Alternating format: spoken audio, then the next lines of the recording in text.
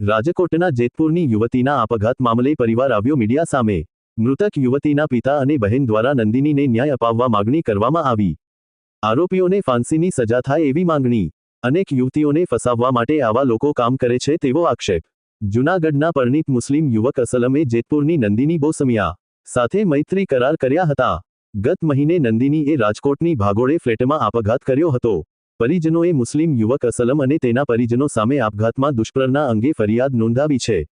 અહેવાલ સંજય પોપટ। આનંદભાઈ વજુભાઈ બોસમિયા છે, નવાગઢનો રહેવાસી છું અને નંદિનીના પપ્પા છું।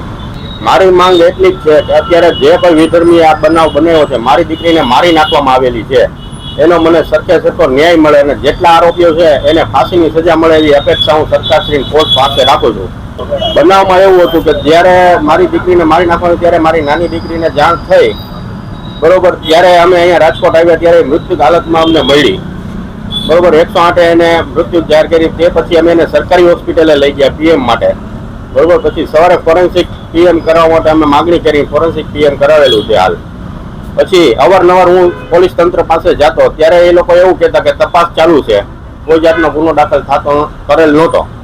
ત્યારબાદ અમે જ્યારે અમારી દીકરીનું પાણી ઢોર હતું ત્યારે આ વિધર્મીએ તેના વિસ્તારમાં પેડા વેચ્યા અને એવું કીધું કે મેં હિન્દુની દીકરીને મારી નાખી છે, મારું શું કરી લીધું।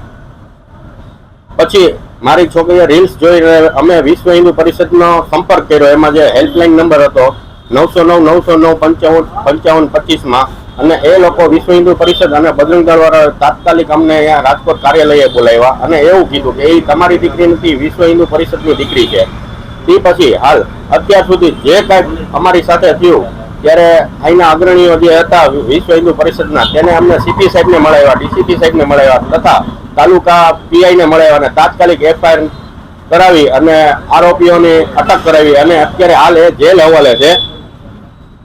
અત્યાર સુધી એટલું થયું છે અમારી સાથે। અમારી માંગણી એ જ છે કે એને કઠોરમાં કઠોર સજા મળે, જેથી જે બીજા આવા લોકો છે એને જ્ઞાન આવે અને હિન્દુ દીકરીને મારતા પહેલા કે આવી જાળમાં ફસાવતા પહેલા એ સતત થઈ જાય।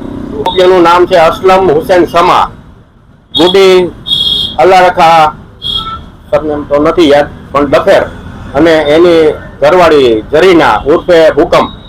એ લોકો ત્યાંના સ્થાનિક બુટલેગરો છે। જુનાગઢ વિસ્તારમાં એનું પોલીસ તંત્રમાં સારું ચાલે છે, કેમ કે આની પહેલા જયારે બનાવ બન્યો તો નંદનીને માથામાં છરી, ગાલે છરી મારેલ હતી ત્યારે અમે સી ડિવિઝનમાં ફરિયાદ દાખલ કરી હતી, પણ એની માટે 151ની એક્શન લઈ અને મૂકી દીધા હતા, કેમ કે એ લોકો ત્યાંના મેન સ્થાનિક બુટલેગરો છે અને સિસ્ટમમાં જોડાયેલા છે। મારી દીકરી એની સાથે મેટ્રિક કરાર રિલેશનશીપમાં 9 મહિનાથી હતી। હા, તે લોકો દિવાળીના વેકેશનમાં મેટ્રિક કરાર થઈને હાજર થયા હતા, તે પછી તે લોકો જુનાગઢ રહેતા હતા।